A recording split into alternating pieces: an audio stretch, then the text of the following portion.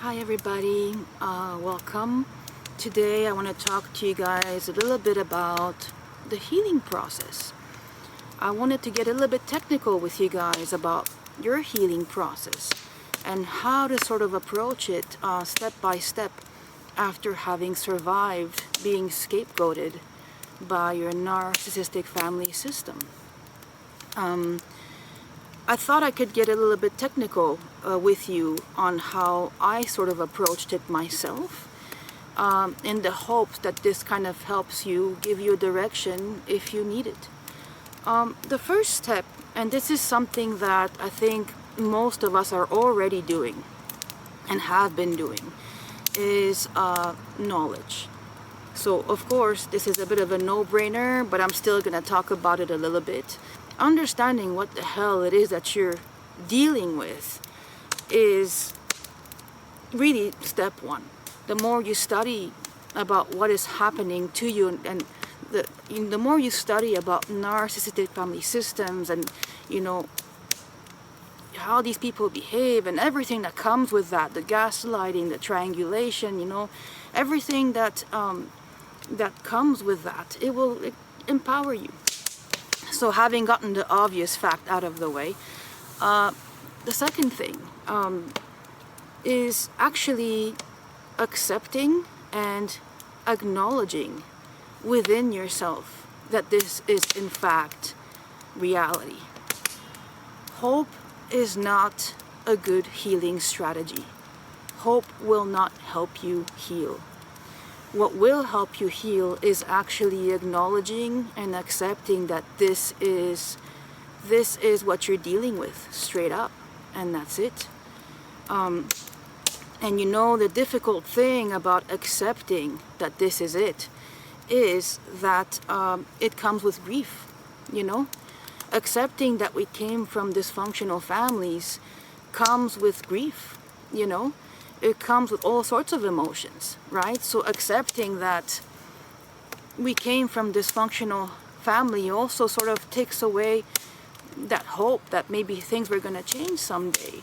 And so accepting that what we're dealing with is something that isn't going to change, it's actually going to help you on your healing process. There is no point in holding on to hope that a narcissist will change, that your narcissistic parent will ever acknowledge you and your inner world. There is very little hope that that will actually ever happen. In fact, I would tell you that I would not count on that at all. So acknowledging and accepting that this is in fact your reality and allowing yourself to grieve what you need to grieve will help you sort of with closure, and it will help you move on and focus on yourself.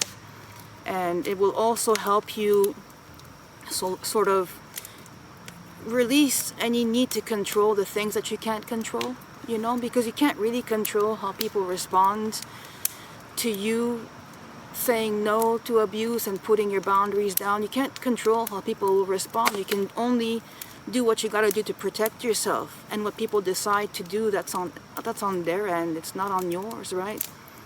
So grief, will help you with closure, allowing yourself to grieve and go, all right, this is it. This is where I came from. This is the losses. This is, what they took from me. This is the injustice, and that's sort of how it is. And now I'm going to have to move on from that. Now, step 3 is working on breaking your conditioned responses. While it's important to take the time to process what happened to us and to get knowledge, first 2 steps, right? Some of us may actually get stuck between processing what happened to us and gaining knowledge about the narc family system, the narcissist, and what they do and how they behave, and processing that, and we sort of get stuck in a loop. And like I said, well, it's important to gain knowledge and it's important to process your emotions. Some of us may get stuck going from processing to getting knowledge, back to processing, back to knowledge.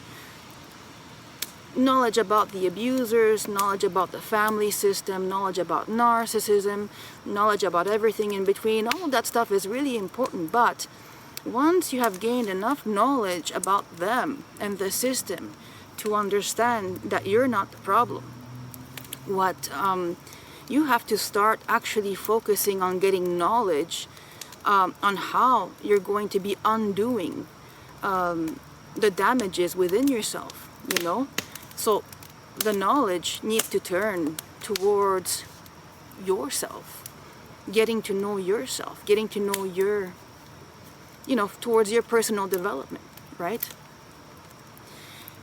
And you actually have to start to train your brain, you know, in the same way that you would like when you get a new job and you start training. You know, let's say you get a job and you're a cashier, you have to learn what to do. Or if you go to the gym, right, it's also, you don't just go to the gym one time and everything is great. It's all about repetition. It's all about repetition. You know, everything is repeat, repeat, repeat, repeat. And once you've repeated it enough, your body gets used to it, and then it sort of becomes your new normal. And then eventually you go to work and you know exactly what to do. And you go to the gym and you know, your body's super fit, you know. Eventually becomes your new normal. But in order for you to be able to get there, it's long, it's tedious, and it requires a lot of focus, a lot of self-focus. So the key in this part of your healing process is actually becoming really self-aware of yourself. And becoming self-aware of everything that you do, and actually start becoming self-aware of the conditioning that lives within you, so that you can actually start undoing that. For example, if we take guilt, for example, you know, I think you probably know when you've been scapegoated, guilt is a huge issue. So how do you feel guilt? Let's talk about guilt for a moment, right? Guilt, it becomes so overwhelming, right? Maybe you're going to see a picture of somebody suffering in your mind, like a loved one, a casualty, or maybe the narcissistic parent, if that parent is like super enmeshed with you, and they make you feel like if you go and do you, they're going to, like, you know, they're not going to survive without you. Guilt can manifest in all sorts of toxic ways within narcissistic family systems, right? And it will be really physical, you know. You will really feel the pain in your heart, and the fog, like your reality will be seen through a lens of guilt. That's the best way I can explain it, because it's so powerful. You know, when we feel our powerful feelings, our reality becomes sort of altered, you know. To how we feel will affect sort of how we see things or how we envision things. If we feel good, then the world doesn't look threatening, right? You go out and good morning and you smile. If you feel anxious, the world will look threatening, and you will go out in that exact same world, and you will not see the same thing through the lens of your anxiety than you would through a lens of feeling good that morning. You know what I mean? And feelings, they come and they go. And I encourage you to watch my videos about processing anger and guilt and shame and such, because it's really important to understand how feelings and emotions work within you, you know. So you have to become aware of that super powerful emotional response of guilt, for example, when you see it. And you actually have to stop it in its tracks actively. You have to actually become conscious that you are experiencing guilt. Oh, this is toxic guilt. Okay, I gotta stop this, you know. And you have to give yourself some tricks to not dive into that bubble, because that guilt is conditioning. You have become, you know, you have to become aware of what guilt really is and how it feels like to you, so that you can stop it. You know, when guilt takes over, through the eyes of guilt, you will see people suffering thinking that it's because of you. But when you let go of toxic guilt, you will remember who the real enemy is. When you let go of toxic guilt, you will remember who the real enemy is. You know, you will remember that you actually did nothing other than safeguard yourself. And the people who claim that you betrayed them, that you betrayed the whole system, because, you know, according to them, your feelings are not real and abuse doesn't exist, and, you know, the experiences that you had with your abuser are, you know, nothing, and actually you left for mysterious reasons that nobody understands, and your mental health is a joke, right? I mean, your guilt is basically telling you this, and you feel it. You know, you know, and the thing is that you know what happened to you. You know your own suffering. No matter how people react to you and react to your suffering, you're still the one who is suffering at the end of the day. You know, and so you have to make decisions to safeguard yourself and your mental health. And if you don't learn to trust yourself, if you don't learn to love and trust yourself, then you will not be able to recognize that that sudden feeling of guilt is actually a conditioned response, you know, because the images of the people suffering will override everything else, you know. So, you know, when you have to become mindful of the moments where your mind is actually telling you that people are suffering because you can't tolerate abuse anymore. People are suffering because you can't tolerate abuse anymore, and you said no. You know? So you have to not go into that bubble. You have to actively train yourself not to go into that bubble. Don't give in to the guilt. You have to consciously go, okay, this is toxic guilt and the images are so strong. Repeat, I love myself, I trust myself, okay? I love myself, I trust myself. I did what I did to protect myself. I trust myself. I trust myself. I'm emotional right now. I trust myself though. These emotions will pass, and later on I'm gonna remember why I left, okay? So I don't need to do that now. Now I love myself, I trust myself. I love myself, I trust myself. I did what I did. Same thing for rumination. When you start to ruminate, you know, about the injustices and everything that happened to you, it's the exact same bubble that you become trapped in. It's a bubble that has no solution. So you have to train yourself to go out of that bubble. Now the next step is going to be for you to change your relationship with yourself. You have to change your relationship with yourself. And there's a few ways of doing this, okay? First of all, pay attention to your body and mind connection. I have a video coming up on this, so this is just a little bit of a summary, but you know, your body is connected to your mind and your mind is connected to your body, and each influences the other. So if you're not mindful of how you treat your body, that will affect your mental health, you know? And so in order to break the loop, you gotta start making decisions one way or the other, right? To break the cycles that you're stuck in. When you make decisions to empower yourself, like physically, like you eat good food and you know, you exercise, you pay attention to the messages that your body is telling you, you respect yourself, that makes a very big difference for your mental health. How you treat yourself in this healing process really matters. And the other thing is also that you have to be absolutely real with yourself. You have to learn, and this is one of the hardest things to do, actually.